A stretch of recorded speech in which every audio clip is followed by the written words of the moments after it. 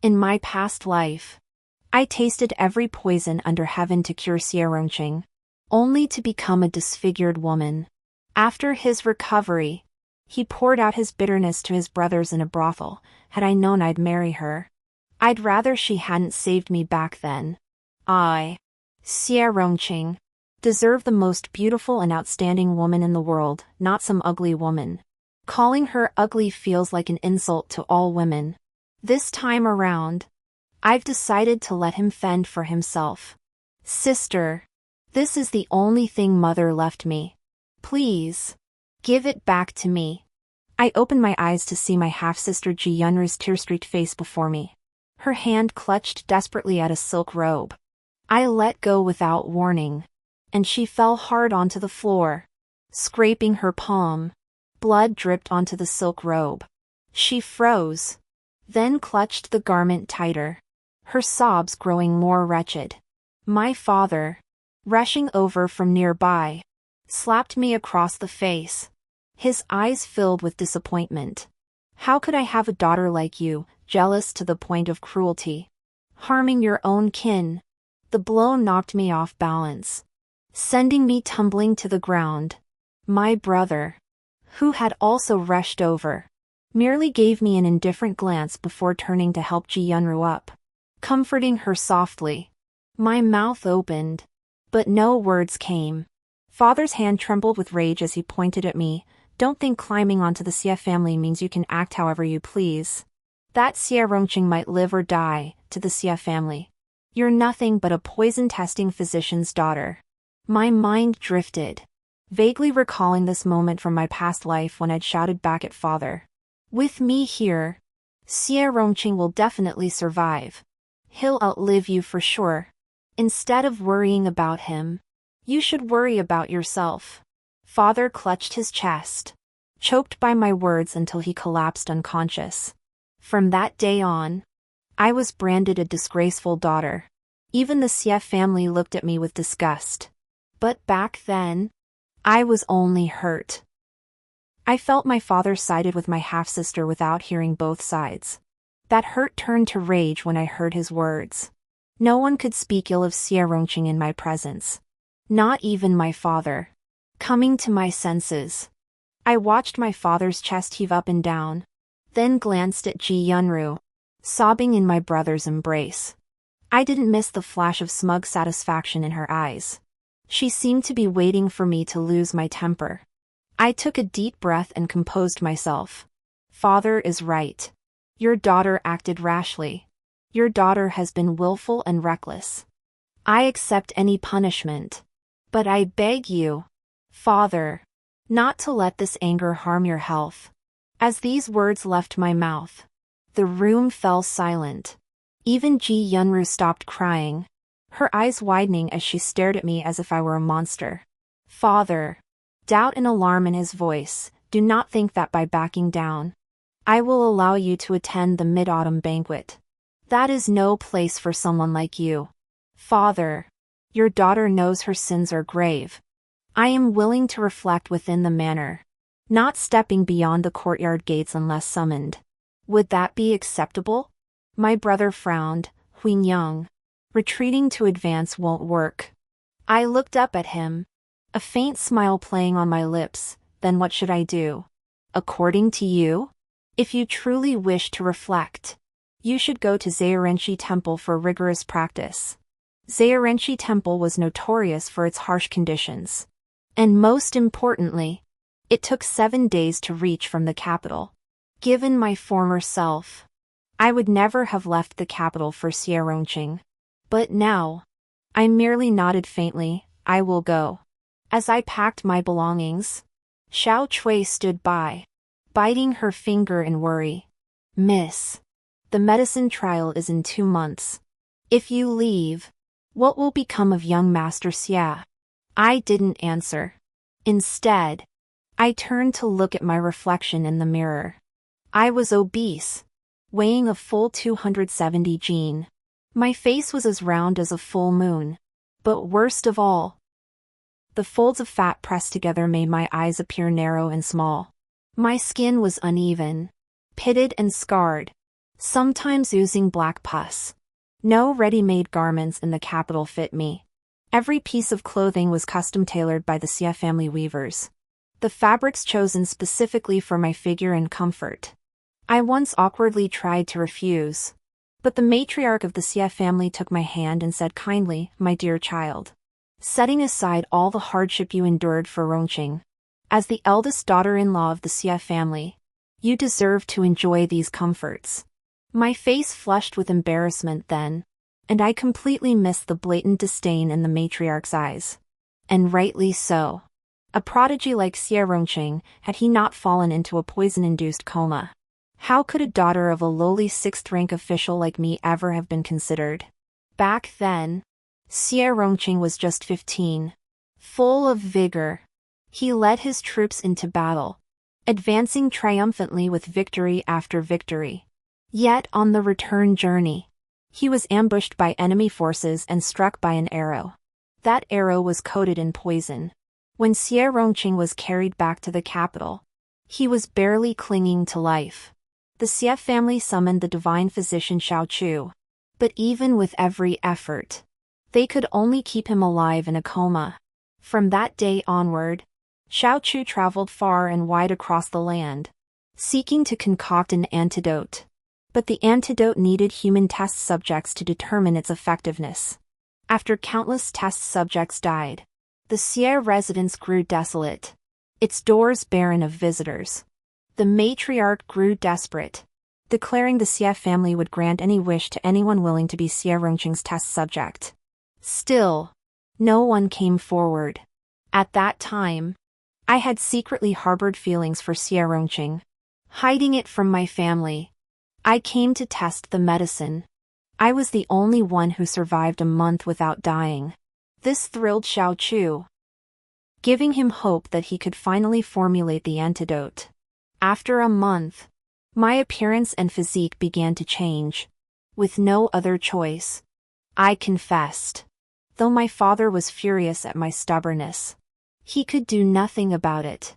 Ultimately, both families reached an agreement: if I saved Xia Rongqing, I would become his sole wife. If I failed, I would be set free. Now, 7 years have passed since I began this rescue. I've become this wretched state, while Xia Rongqing still lies in bed, his sleeping beauty. Later, he awoke without any after effects. Still the renowned Xia young master who captivated the capital. Only I was left with a tarnished reputation and a body riddled with ailments. Let them find another medicine tester. Snapping back to reality, I gathered my belongings. After all these years, I was never the only medicine tester in the Xia household. Perhaps to keep me under their thumb, the Xia family always maintained an elusive distance. This made me strive harder to test medicines, desperate not to lose my status as Xia Rongqing's wife. In truth, those so-called fellow medicine testers were nothing but decoys to deceive me. On the day I left the estate, Ji Yunru stood at the gate, her face frozen in shock. "Sister, are you truly going?" She wrung her handkerchief, her expression filled with worry. "Life in the temple is austere. How could someone like you endure it?" My expression was neither a smile nor a frown. "I'm not compelled to go." "Since you're so worried, why don't you take my place?"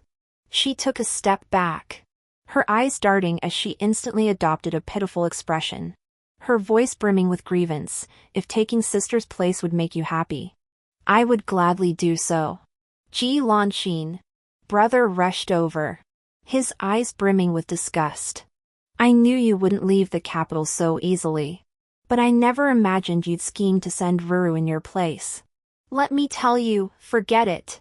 As long as I'm here, I won't let you harm Ruru in the slightest." Watching him stand protectively before Ji Yunru, I couldn't help but ask softly, "Brother, do you remember? I'm your real sister?"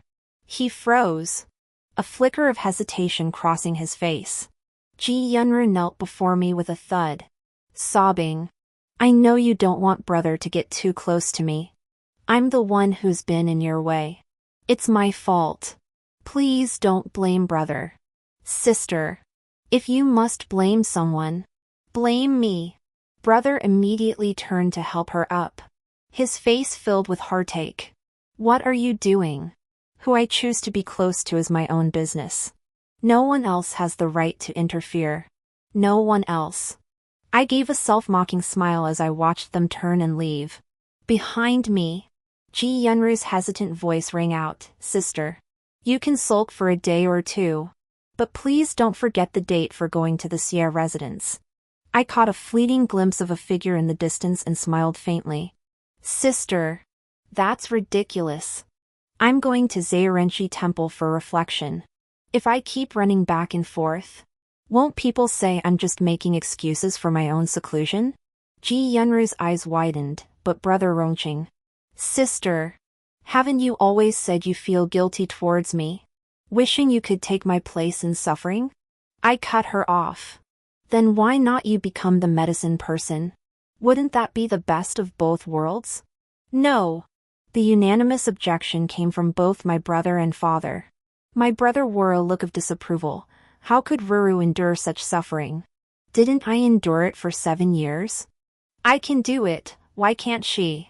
How can you compare yourself to Ruru? My brother blurted out. Father shot him a reproachful glance. Realizing his slip, he turned away and fell silent. I scoffed. Since that's the case, I'll be blunt. How much have you profited from the Xia household over the years? These benefits were earned with my blood and tears. It doesn't matter if you couldn't see it. Now my body is weakening, and I can't go anymore. If you still want the Xia household support, find your own way. As for what the Xia household decides, that's none of my concern. After all, I'm here at Father's command, practicing self-reflection at Zairenshi Temple. With that, I turned away without regard for their expressions, mounted my horse, and rode off. When the carriage arrived at Zairenshi Temple, a young monk came to greet me. His gaze was serene, viewing me as he would any object in the world. No disgust, no doubt, no contempt. I pressed my palms together in greeting. He returned the gesture and spoke. Zairenshi Temple was named by the late emperor. All who come here do so to temper their spirit.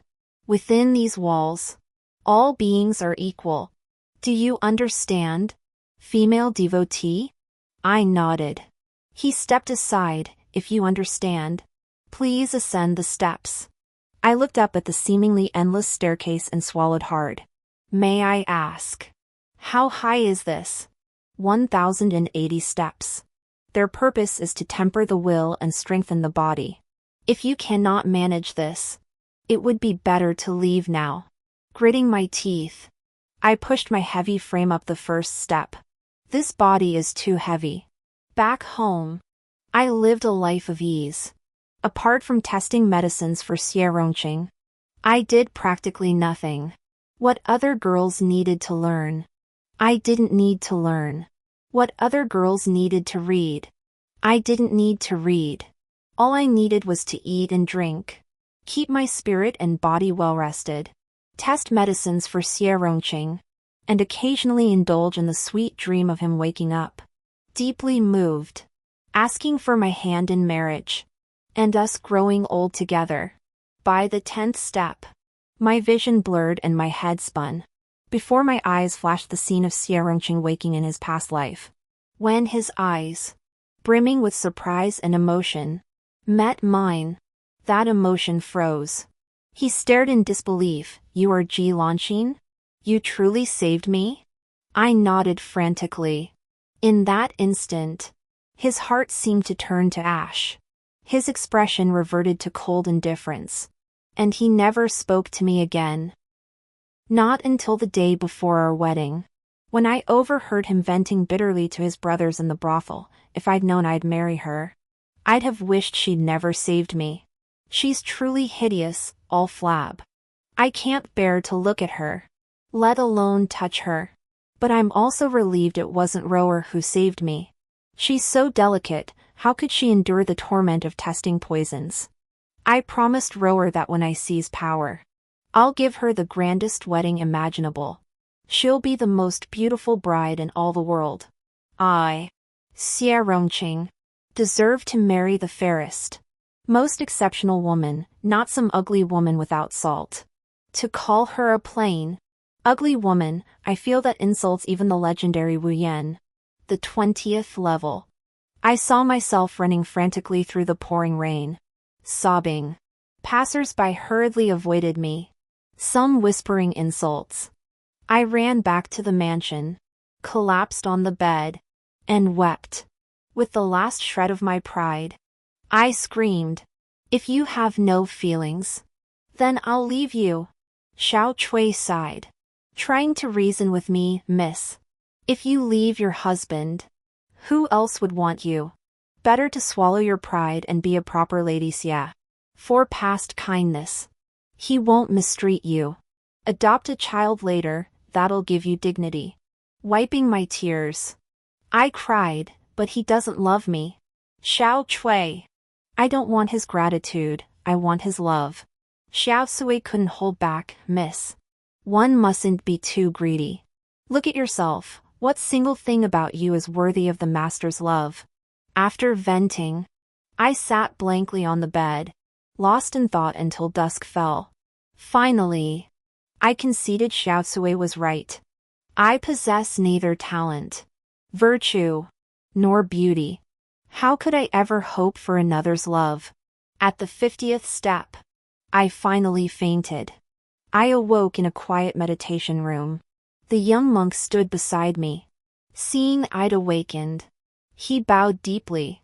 His voice tinged with regret, "Your physique is unique. Layperson. Forcing yourself only backfires." I was rash. "You may rest here. Once you've recovered, we'll proceed step by step." After a moment's silence, I looked at the young monk earnestly. "Believe me, one day, I will climb all 1080 steps." He paused, then smiled gently. "I believe you." As I departed, he said, "My monastic name is Enlightenment." Only later did I learn he was the next abbot of Zairenshi Temple. Life on the mountain was solitary yet peaceful. Rising early, I would first clean the quarters before morning chanting. After the chanting, we ate, and after the meal, continued reciting sutras. One could also choose to practice martial arts. My very first morning service ended in embarrassment. The reason was simple. I didn't recognize a single character in the scriptures. Those neglected years came rushing back, overwhelming the fragile courage I'd just begun to build. I had no choice but to start with the most basic primer to learn the characters. While others meditated on enlightenment, I studied alongside the temple children. But even this learning proved difficult, for they despised me. That glaring loathing, whether for my stinking sweat, my pus-oozing wounds, or simply my hideous appearance, made them reject me. Left with no choice, I resolved to address my outward appearance first. My condition stemmed from toxin buildup. In my past life, I had asked Xiao Chu about this. He said that if I stopped testing medicines, my body would naturally regulate itself and expel the toxins. But after Xie Rongqing awoke, I wanted to stop testing medicines. Xiao Chu, however, declared that I was a natural medicine person. If I worked with him, perhaps we could concoct the finest poisons and antidotes in all the world. Moreover, he said this was my only value. And so, until my death, I never found liberation. Now I'm learning to exercise. Every morning after waking, I sneak to the martial arts field to watch the monks train, then mimic their movements. At noon, I eat only half a vegetarian meal. In the afternoon, I hide in my room studying characters. At night, I choose to climb stairs. I started with 50 steps, descending and then ascending, repeating this cycle, until I could go no further. For those 2 weeks, I looked gaunt almost every day, staggering as I walked, as if a breeze could knock me over. The training was grueling, the hunger unbearable, and learning characters was slow. Yet I never once considered giving up. I refused to remain forever the medicine girl or ugly girl others labeled me. I wanted to be myself. I wanted to become Ji Lanqin. To avoid disrupting everyone's routine, I rose earlier each day and slept later each night. When hot water ran out, I fetched cold water myself, using towels warmed by the sun to wipe myself down. Morning and evening, I climbed the stairs. 50 steps. 100 steps. 150 steps. After finishing the elementary reading and writing, I began studying the 3-character classic and the 1,000-character classic. Time seemed to stand still in the mountains. Then one day, Liao Wu informed me that someone from the Xie family had arrived. Only then did I realize, startled, that 2 months had passed. Fear not, Liao Wu said calmly. Within Zherenqi Temple, no one can force you. I understood his meaning. The visitor was the Xie household steward. Just as I opened my mouth to refuse, he spoke respectfully, Miss Ji. The eldest young master has awakened. He wishes to see you. He is waiting at the foot of the mountain now. He says he wishes to invite you to fulfill the marriage agreement. I walked slowly down the mountain and saw the figure leaning against the carriage. He wore a purple robe, still as elegant as ever. Yet his face bore an indelible greenish tint. When he saw me, a flash of disgust crossed his eyes before he turned away. Huinyang, he said. Mother sent me to personally escort you home. After a moment, he added, once you're home, we can finally marry. I stood a foot away, watching him calmly. Master Xia, I believe there's been a misunderstanding. Long before I left the capital, I delivered a letter of annulment to the Xia residence. The old lady accepted it, signifying our relationship is now severed. Xia Rongqing snorted coldly. Your theatrics should come to an end now. Shouldn't they? Seeing the contempt in his expression, a wave of absurdity washed over me. When I decided to leave the Ji family, I personally delivered the annulment to the Xia household. The usually kind old lady Xia wore the exact same impatience on her face as Xia Rongqing when she saw the document. I still remember her asking what I wanted this time. I shook my head, saying I wanted nothing but freedom. Thinking I was playing hard to get, she accepted it with a faint expression, nodded stiffly, and dismissed me without another word. That resolute arrogance was every bit as strong as Xia Rongqing's. Xia Rongqing, I'll say it again, I have nothing to do with you anymore. I won't return with you. I won't test your medicine for you. And I certainly won't accept your marriage proposal. You're free now, shouldn't you be happy? Xia Rongqing finally turned, frowning. How long will this drama last? Now, what exactly do you want? The Xie family will agree to it all. My patience was finally exhausted. Xia Rongqing, did you lose your hearing after being poisoned? Can't you understand plain speech? Xia Rongqing's eyes widened, as if he hadn't processed it yet. Then a figure threw herself at my feet, clutching my legs and beginning to kowtow, sobbing as she bowed. Sister, I know you resent me, but young Master Xia is innocent. He forced himself to suppress the poison's effects just to come plead with you. Please, stop this tantrum, okay? It was Ji Yunru. Xia Rongqing flew into a rage, stumbling forward to help Ji Yunru up while glaring furiously at me. Ruruo, I don't need you to beg her. I'd rather die than see you bow to this vicious woman. Have you forgotten how she oppressed you before? Ji Yunru wept bitterly. Rongqing, brother, I'll endure any humiliation to save you. Rest assured. Sister only resents me personally. She cherishes you so deeply. Once she calms down, she'll surely agree to help. Xia Rongqing's face twisted in anguish. Rongru, you've endured such humiliation for my sake. I cleared my throat. Listen.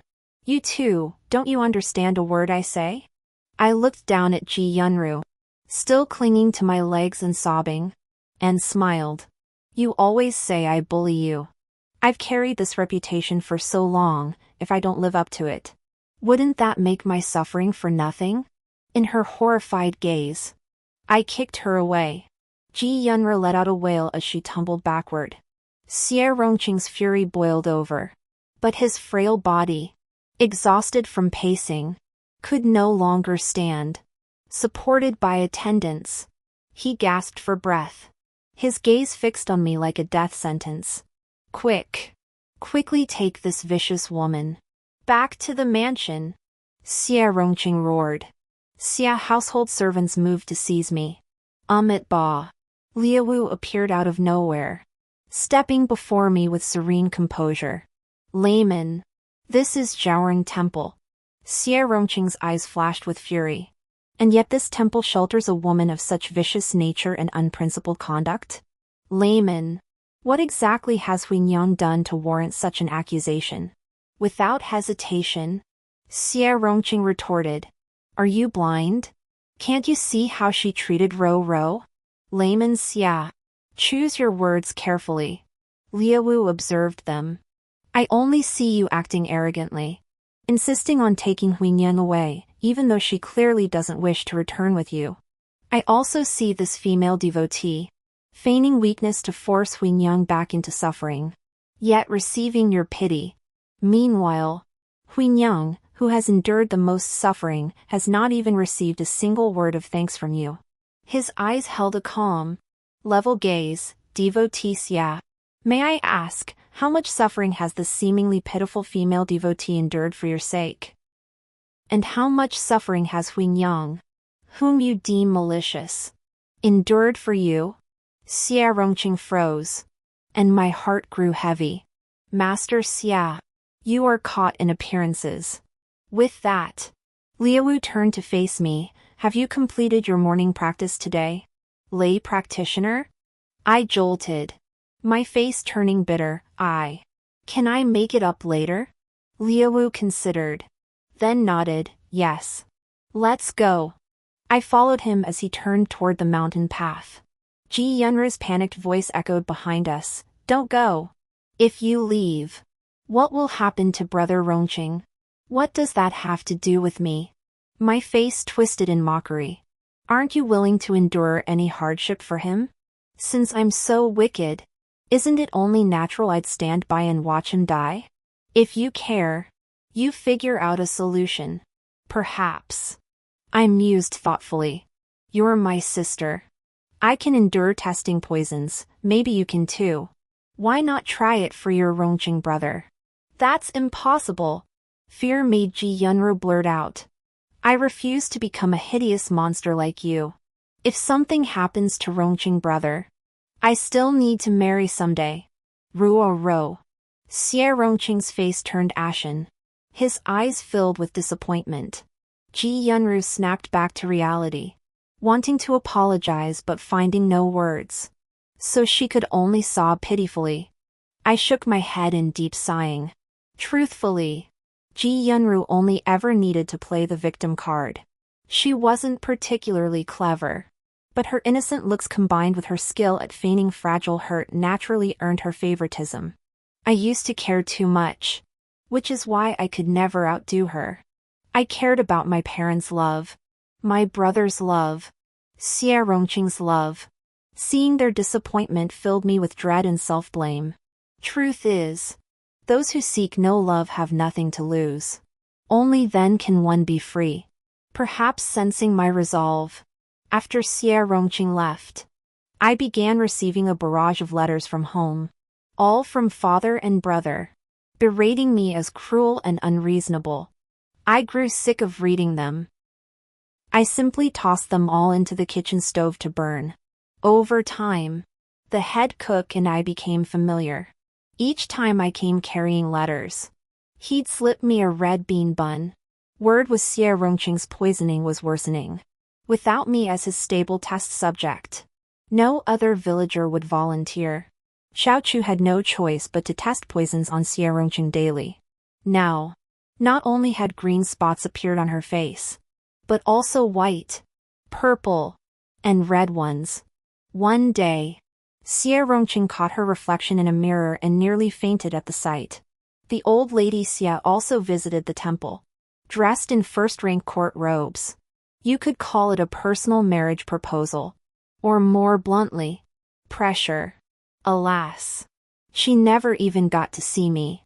Liawu blocked her at the mountain's base, refusing to let her take a single step upward. He told me not to be afraid. He also said that at Zherenshi Temple, no one could force me. He kept his word. After mastering the 3-character classic and the 1,000-character classic, I began learning more characters.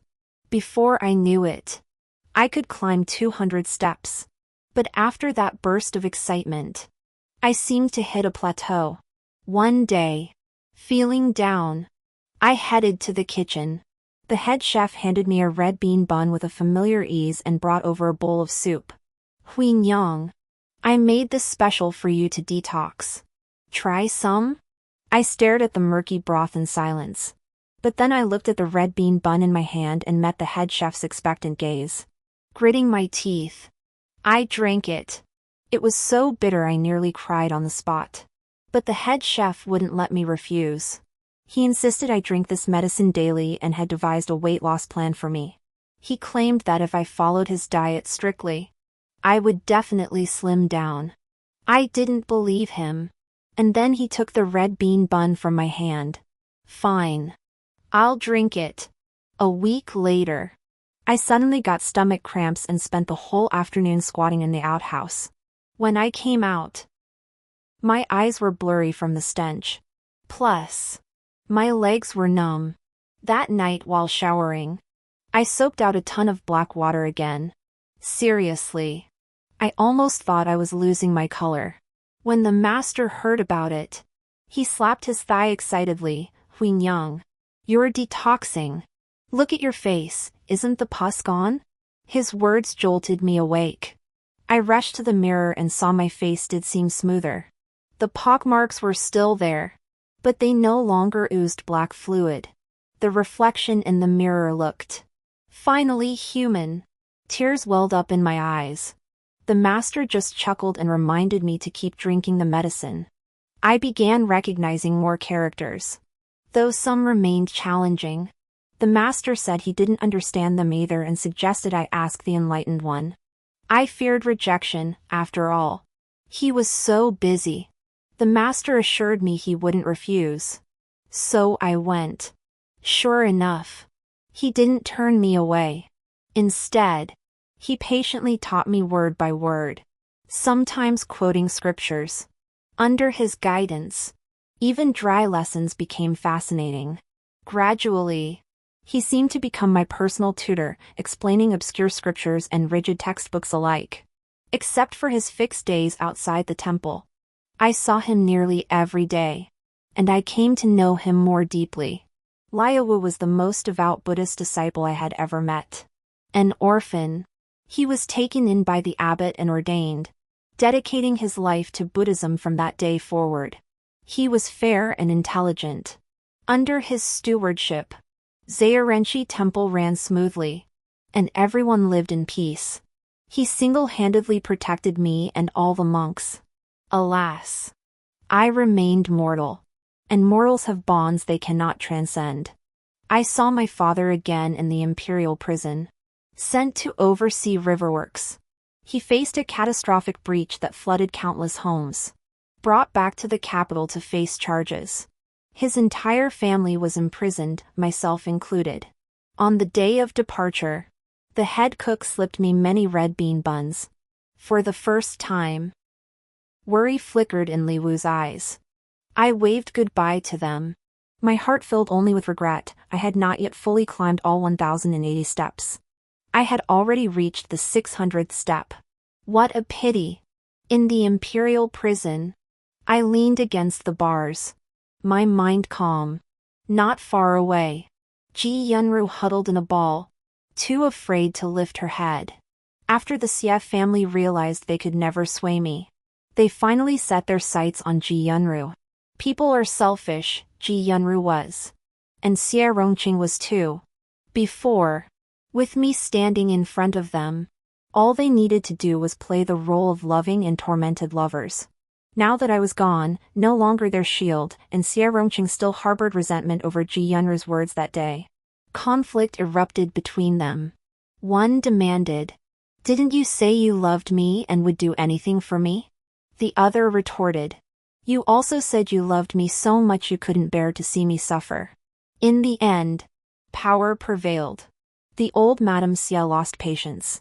She couldn't touch me at Zherenshi Temple, but she could reach Ji Yunru. After much deliberation, Father gritted his teeth and sent Ji Yunru there. His original plan was to sacrifice me to climb into the Xia family, then use them to secure Ji Yunru a marriage into a prestigious household. Seeing his plans completely ruined, he decisively chose to preserve the relationship with the Xia family. Ji Yunru, realizing there was no turning back, lost her composure. She stopped pretending at home, bickering daily with her father and brother, either refusing to go or berating them for being heartless and ungrateful. Rumor has it both were shocked by her true nature. I was shocked too. I'd only ever seen her feigning helplessness, never her real self. What a pity, a great show. But I wasn't there. Sister, you must be feeling quite smug now. Huh? From the corner, Ji Yunru lifted her head. Her eyes filled with venom as she stared at me. Too bad Zherenshi Temple can't protect you forever. Without the Ji family, what do you think you are? I couldn't help but chuckle at her swollen, bruised, and colorful face. The Ji family has never mattered to me. I accepted the troubles the Ji family brought me because I bore their name. But I never owed you anything. What about Xie Rongqing? You clearly adored him before. You said before. She fell silent, then suddenly laughed, a laugh laced with allure and softness, though paired with her face. It seemed eerie. Sister, you've truly changed. She studied me for a moment. Who knows what that monk fed you? Your poison was supposedly incurable. Yet now you've actually grown thinner, more like your mother who died young. What do you mean? I frowned, sensing something had transpired without my knowledge. Ji Yunru chuckled. Did you think Xiao Chu's poison was so easily consumed? Did you think the toxins accumulated over years in a poisoned person could be so easily purged? When you tested the poison for Xie Rongqing, you inevitably absorbed some of his poison too. If it were that simple to eliminate, why would the Xie family, with all their power, have let Xie Rongqing suffer for so many years? Then why? I wish I knew. She shrugged. Perhaps the answer could persuade the Xie family to intervene and save us. 10 days later, I met the old Madame Xia. She had never once looked at me properly before. Even when she spoke to me, it was with indifference and disdain. Now, she stood before the prison gates, her dragon-headed walking stick in hand, dressed in splendid robes. Ji Lanxin. She uttered my name. I truly underestimated you. I didn't understand her meaning, but Ji Yunru's eyes lit up. She threw herself against the bars, sobbing, "Madam, I'll test the medicine for Brother Rongqing. I'll be his medicine tester for life. Please, save me." Madame Xia shot her a look of disgust.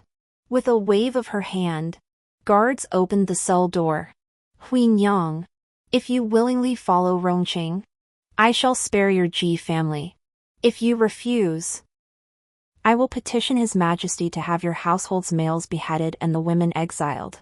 The choice is yours." I stared at her for a long moment, then suddenly smiled and shook my head. It's unnecessary. I choose to die alongside the Ji family. Lady Xia's expression shifted. What do you mean? Exactly what I said. I couldn't care less.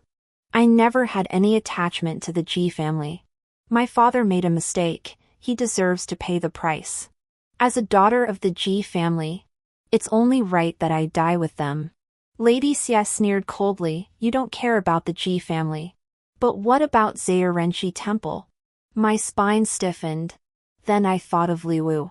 With him there, Serenity Temple should be safe. As if reading my thoughts, the old matriarch Xia spoke slowly, however capable Liwu may be. He is still just a monk. There are countless monks in this world who aspire to be the state priest. If I so desire, I can elevate one. When that time comes, matters concerning monks will naturally be resolved by monks. A mere temple isn't truly impregnable. Had Rongqing not been in such a hurry, I wouldn't have needed to negotiate terms with you. But if Rongqing has business to attend to, I wouldn't mind spending every day I have left playing this game with you slowly. A chill gripped my heart. After a moment's thought, I realized I held no way to break the stalemate. All I possessed was this one shred of value to Xia Rongqing. Fine. I'll go. The old lady Xia smiled with satisfaction, signaling for the doors to open and for me to be led away. In a month's time, your father will be safe and sound. I hope the old matriarch will grant me one request. I stood rooted to the spot. I didn't want them safe. I pointed at Ji Yunru. I want them stripped of everything. I'd imagined it countless times before, exposing Ji Yunru's true colors before my father and brother. Making them regret. Making them weep bitterly. Making them restore justice to me. I also wanted Xia Rongqing to look back and see my sacrifices. My unwavering devotion. My pure heart. But now I feel it's unnecessary. These people were never truly connected to me. How they perceive me matters little. What matters is that while I hold power, I can simply trample them underfoot. Their thoughts. I needn't concern myself with them at all. After all, a lion doesn't need to care about its prey's feelings. As you wish. Grandmother Xia nodded indifferently. A family of fools, you're the only sensible one. Holding grudges like this. It does remind me of my younger self. I moved into Xia Rongqing's courtyard. But strangely, I didn't turn into a drug addict. Instead, Xiao Chulai took my pulse and prescribed medicine. He said following his formula, along with proper diet and exercise, would soon restore me to my former self. I saw Xia Rongqing once more. Many of the spots on his face had faded. Aside from looking thin and pale, he was almost indistinguishable from his former self. He looked at me with a complex expression, his lips moving, but in the end, he didn't speak to me. He simply turned and left. I couldn't understand. If they didn't need me to test the medicine on Xia Rongqing, why bring me here? I protested. I shouted. But it felt like I was under house arrest by the Xia family. Every day, someone brought me meals and medicine. But no one spoke to me, and I wasn't allowed to leave the courtyard. Helpless. I could only stay here and focus on my own affairs. I persisted in learning to read, studying, exercising, and taking the medicine. Time rushed by. When I saw Xia Rongqing again, he had fully recovered. Tall and graceful, he stood like a jade tree in the breeze. He had become that renowned Xia young master, whose reputation filled the capital. Huing Yang. His gaze on me was slightly dazed. I never realized you were so beautiful. I unconsciously touched my face. Over the past year, the toxins had been thoroughly purged from my body. Ever since Xiao Chu took my pulse half a month ago, I no longer needed to take medicine. I also began wearing the fashionable dresses popular among the noble ladies of the capital, combining my past and present lives. This was the first time I had ever seen my own fully grown, normal appearance. It turned out I bore such a striking resemblance to my mother, a woman born into poverty yet blessed with peerless beauty. Alas, she departed far too soon. Huing Yang. I regret it. Xia Rongqing murmured. Will you marry me? No. My refusal was sharp and decisive. The capital must have countless young women eager to wed Master Xia. I'll pass on joining that crowd. I only ask that you spare me. Out of past affection, and set me free. Where will you go? Xie Rongqing sounded anxious. Your father's family was demoted to commoners and returned to their hometown. Half a year ago, Ji Yunru was married off as a secondary wife to the local magistrate. Your brother also wed a merchant's daughter. If you return, they'll surely arrange another marriage for you. I know. That's precisely why I don't wish to go home. I looked at him. I want to return to Zherenshi Temple. I still have 1,080 steps left to climb. Xie Rongqing showed some grace. He didn't make things difficult for me but sent someone to escort me back to Zherenshi Temple. Standing at the foot of the mountain, I gazed once more at the familiar steps and slowly lifted my foot onto the first one. On the 50th step, I saw that during my first climb, Liaowu had followed behind me the entire time. His gaze shifted from calm to worry, then to regret. I saw him, after I fainted, carrying me step by step up to Zherenshi Temple. On the 100th step, I saw him standing not far away, watching me climb. He thought he was hidden, but his shadow on the ground had long given him away. Truthfully, every time I rose early or stayed up late to climb the steps, he was always nearby. Each time I collapsed, he would carry me back. At the 200th step, I saw him discussing with the head chef in the kitchen how to nourish me without making me gain weight. I watched him pore over cookbooks, saw him personally prepare batch after batch of red bean paste. On the 500th step, I saw Wu filling the water tank in my courtyard, ensuring fresh water was always ready for my ablutions upon my return. I saw him secretly buying new clothes for me and placing them by my bedside, then taking away my worn-out garments to mend them. On the 600th step, I saw him scolding the children in the schoolhouse, forbidding them to spit at me, throw things at me, or mock me to my face. He taught them kindness and respect. On the 700th step, I paused. Turning back, I looked at the 600 steps behind me, remembering that when I left last time, I had only reached this point. Looking up, there weren't many steps left. After a brief rest, I picked up my pace and continued forward. This time, I didn't dwell on the past. Instead, I focused on counting the steps beneath my feet. 1, 2, 3. Before I knew it, I had finished. For the first time, I stood drenched in sweat atop the 1,008th step. Ahead lay the familiar gates of Zherenshi Temple. Looking back, the steps still stood silently. Only the silent figure following behind was gone. It wasn't so hard after all. Where there's a will, there's a way. Entering Zherenshi Temple, I found the master monk. When he saw me, he didn't recognize me at first. Once he did, he burst into tears. Wiping his tears, he stared at me, muttering over and over, "Good. So good. This is just right."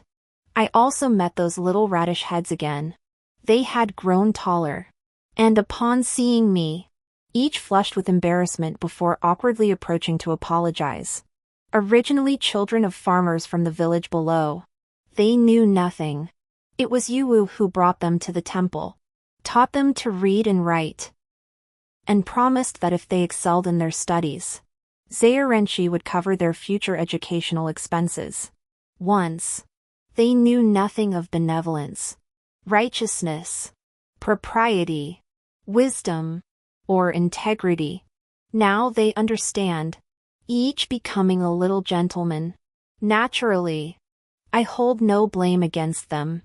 I simply couldn't wait to see Lugu. Alas, I couldn't find him. The current head of Zherenshi Temple is Lugu's junior disciple, Liao Gong. He said Lugu had gone traveling across the seas. I heard there are sacred scriptures in India, and my senior brother wished to journey there to study them, practicing his cultivation along the way. I held the letter he left for me and unfolded it. Only 2 words were written. All is well. The handwriting was vigorous and powerful, as serene as his countenance.